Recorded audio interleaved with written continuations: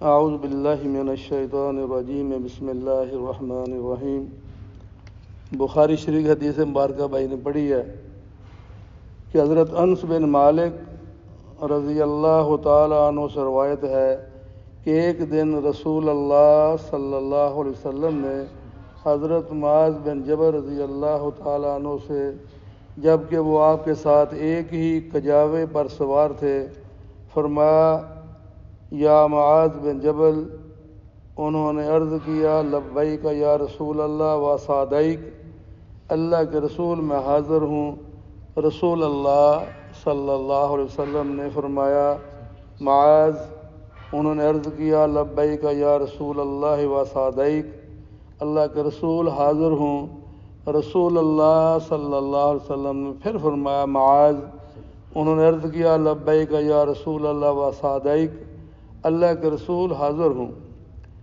3 بار ایسا ہی ہوا، پھر آپ صلی اللہ علیہ وسلم نے ارشاد فرمایا جو شخص سچے دل سے شہادت دے کہ اللہ تعالیٰ کے سوا کوئی معبود نہیں اور محمد صلی اللہ علیہ وآلہ وسلم اللہ تعالیٰ کے رسول ہیں، تو اللہ تعالیٰ نے دوزخ پر ایسے شخص کو حرام کر دیا ہے۔ حضرت معاذ رضی اللہ تعالیٰ عنہ نے یہ خوشخبری سن کر عرض کیا کیا میں لوگوں کو اس کی خبر نہ کر دوں تاکہ وہ خوش ہو جائیں؟ رسول اللہ صلی اللہ علیہ وآلہ وسلم نے ارشاد فرمایا پھر وہ اسی پر بھروسہ کر کے بیٹھ جائیں گے، عمل کرنا چھوڑ دیں گے۔ حضرت انس رضی اللہ تعالیٰ عنہ فرماتے ہیں حضرت معاذ رضی اللہ تعالیٰ عنہ نے آخر کار اس خوف سے کہ حدیث چھپانے کا گناہ نہ ہو، اپنے آخری وقت میں یہ حدیث لوگوں سے بیان کر دی۔ تو آگے تشریح میں کیا لکھا حضرت نے کہ جن حدیث میں صرف لا الہ الا اللہ محمد رسول اللہ کے اقرار پر دوزخ کی آگ کا حرام ہونا مذکور ہے، شارحین نے ان جیسی احادیث کے 2 مطلب بیان کیے ہیں۔ ایک تو یہ کہ دوزخ کے ابدی عذاب سے نجات مراد ہے، یعنی کفار و مشرکین کی طرح ہمیشہ ان کو دوزخ میں نہیں رکھا جائے گا، گو برے اعمال کی سزا کے لیے کچھ وقت دوزخ میں ڈالا جائے۔ دوسرا مطلب یہ ہے کہ لا الہ الا اللہ محمد رسول اللہ کی شہادت پورے اسلام کو اپنے اندر سمیٹے ہوئے ہے۔ جس نے سچے دل سے اور سوچ سمجھ کر یہ شہادت دی، اس کی زندگی مکمل طور پر دین اسلام کے مطابق ہوگی۔ جس نے سچے دل سے اور سوچ سمجھ کر یہ شہادت دی، اس کی زندگی مکمل طور پر دین اسلام کے مطابق ہوگی۔ اب ہم نے تو بھائی سوچ سمجھ کے پڑھا نہیں ہے، ہماری ماں مسلمان باپ مسلمان، پیدا ہوئے ختنے ہو گئے بس۔ اب ہماری زندگی اس کے تقاضے پورے کیوں نہیں کرتی؟ یہ تو کلمے کی جو وضاحت فرمائی ہے کہ یہ ایسا ہے کہ ہم نے اللہ کی بارگاہ میں یہ اقرار کیا کہ اللہ تیرا کوئی شریک نہیں، تیرے سوا کوئی معبود نہیں، کوئی عبادت کے لائق نہیں، مشکل کشا تو، حاجت روا تو، عزت و ذلت کا مالک تو، نفع نقصان کا مالک تو، ہمارا خالق تو، پیدا کرنے والا تو، ماں کے پیٹ میں روزی دینے والا تو، ماں کے پیٹ سے باہر لا کے پرورش کرانے والا تو، اور ہر چیز کا تو خالق مالک۔ جو ہمارا مقدر تھا، جو ہمارا رزق تھا، وہ ہمارے ماں کے پیٹ میں لکھ دیا گیا۔ اس کے تقاضے کیا ہیں بھائی؟ جب ہم نے یہ کلمہ پڑھ لیا تو کیا پھر یہ یقین نہیں ہے کہ میرا مقدر مجھے ملے گا، میرا مقدر کسی کو نہیں ملے گا؟ اب اس کلمے پر یقین تو بنانا ہے کہ ہمارا یقین کیا ہے۔ لا الہ الا اللہ محمد رسول اللہ، اشہد ان لا الہ الا اللہ وحدہ لا شریک لہ واشہد ان محمدا عبدہ ورسولہ۔ اس کا معنی کیا ہے؟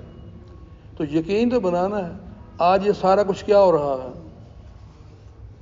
جو بھائی بھائی کو ذبح کر رہا ہے، بیٹا ماں باپ کو مار رہا ہے، مکان میری بیوی کا نام لگا دو، ادھر جھوٹ بھی چل رہا ہے، ظلم بھی چل رہا ہے، جو فراڈ بھی ہو رہا ہے، تو پھر یقین کیا ہے؟ پھر تو ہم بس یہی ہیں کہ مسلمان کے گھر پیدا ہوئے ہیں، کلمے سے ہم ناآشنا ہیں، کلمے کا تقاضا کیا ہے؟ ظلم ہمارے اندر کوٹ کوٹ کے بھرا ہے، رحم نام کی کوئی چیز نہیں ہے، تو پھر کیا ہوگا بھائی؟ ہاں، اس کا جو لکھا ہے کہ اخروی فائدہ کیا ہے کہ جہنم میں اگر اعمال گناہوں کی وجہ سے اللہ جس کو چاہے معاف کر دے، جس کو چاہے عذاب دے دے، لیکن بہرحال آخر وہ جہنم سے نکلے گا، جیسے حدیث مبارکہ میں ہے کہ اور قرآن پاک کی آیت میں یوم 50,000 سنہ، 50,000 سال کا دن ہے قیامت کا، اور جو 50,000 سال جل جل کے نکلے گا، اس کے اندر رائی کے دانے کے برابر ایمان ہوگا۔ نبی علیہ السلام نے اس کا نام بھی بتایا، اس کا قبیلہ بھی بتایا، جو سب سے آخر میں جہنم سے نکلے گا۔ کس بنیاد پر؟ لا الہ الا اللہ کی بنیاد پر۔ لیکن اگر ہمیں اس کی سمجھ آ جائے، اس پر یقین آ جائے، تو پھر ہماری زندگی کا نمونہ کچھ اور ہو جائے۔ صحابہ کرام جو ہیں، ان کی زندگی کا نمونہ ہمارے لیے کافی ہے۔ تو بہرحال حدیث مبارکہ سے ہمیں جو سبق ملتا ہے بھائی وہ یہی ہے کہ ایک تو ہم اس کلمے کی کثرت سے اس کو پڑھا کریں، اس کے معنی مطالب کو سمجھیں کہ اللہ تعالیٰ کی اس میں چاہت منشا کیا ہے، اس کا تقاضا کیا ہے۔ ابو جہل نے کہا تھا نا آپ کے چچا حضرت ابو طالب سے کہ آپ اپنے بھتیجے کو بولیں کہ ہمارے ساتھ کمپرومائز کر لے، کسی امیر گھرانے میں شادی چاہتے ہیں وہ کر دیں گے، مال و دولت چاہتے ہیں وہ دے دیں گے، مکے کی سرداری دے دیں گے۔ چچا جی آئے، بیٹا وہ یہ کہہ رہے ہیں، تو نبی علیہ السلام فرمایا میرے چچا ایک کلمہ پڑھ لیں بس میرا ان سے کمپرومائز ہو گیا۔ تو ابو جہل نے کیا کہا؟ ابو طالب تیرے سر کی قسم، ایک نہیں 100 کلمہ پڑھنے کو تیار ہے، لاؤ۔ تو جب یہ کہا بولو لا الہ الا اللہ، کہا یہی تو ہمارے لیے مشکل ہے، اور کلمہ کیا چاہیے؟ اب لا الہ الا اللہ کو وہ سمجھتے تھے اس کا معنی کیا ہے، اس لیے وہ ہٹ درمی پر قائم رہے۔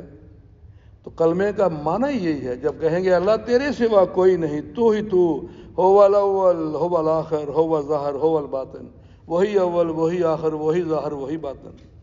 تو جب اللہ سے لو لگا لیں گے تو زندگی کا رخ سیدھا ہو جائے گا۔ یہ سب کی نفی، لا کا معنی کیا ہے؟ نہیں کوئی معبود، پہلے لا، یہ نفی کی تلوار چلائی۔ اسی وجہ سے جب کوئی کافر مسلمان ہوتا ہے تو اس کو سب سے پہلے یہ کلمہ پڑھایا جاتا ہے کہ میں جن بتوں کو پوجتا تھا، جن کو میں نے الہ بنا رکھا تھا، جیسے انڈیا میں کہتے ہیں نا کہ اتنے انسان ہی جتنے خدا ہیں، سانپ بھی خدا، ہاتھی بھی خدا، بندر بھی خدا، عورت کی شرمگاہ بھی جناب، اور کیا کیا بن گیا۔ تو جب وہ لا الہ الا اللہ کہے گا تو ان لاکھوں کروڑوں کی نفی کر دے گا۔ اگر اس نے نفی نہیں کی اور زبان سے کہہ دیا تو کچھ حاصل نہیں ہے۔ تو اللہ تعالی ہمیں اپنے کرم سے، اپنے فضل سے، اپنے محبوب کی امت پر رحم فرمائے، اللہ ہمیں اس کی سمجھ بھی عطا فرمائے، اور حدیث مبارکہ سے جو ہمیں سمجھایا جا رہا ہے، جس پر ہمیں عمل کرنا چاہیے، اللہ ہمیں عمل کی توفیق عطا فرمائے۔ اللہم لک الحمد کما ینبغی لجلال وجہک وعظیم سلطانک، اللہم صلی علی محمد وعلی آل محمد کما صلیت علی ابراہیم وعلی آل ابراہیم انک حمید مجید، اللہم بارک علی محمد وعلی آل محمد کما بارکت علی ابراہیم وعلی آل ابراہیم انک حمید مجید، اللہم انی اسألک من خیر ما سألک منہ نبیک وعبدک ورسولک وحبیبک سیدنا محمد صلی اللہ تعالی علیہ وآلہ وسلم، انت المستعان وعلیک البلاغ ولا حول ولا قوة الا باللہ العلی العظیم، وسلام علی المرسلین والحمد للہ رب العالمین، لا الہ الا اللہ محمد رسول اللہ۔ جزاک اللہ خیر۔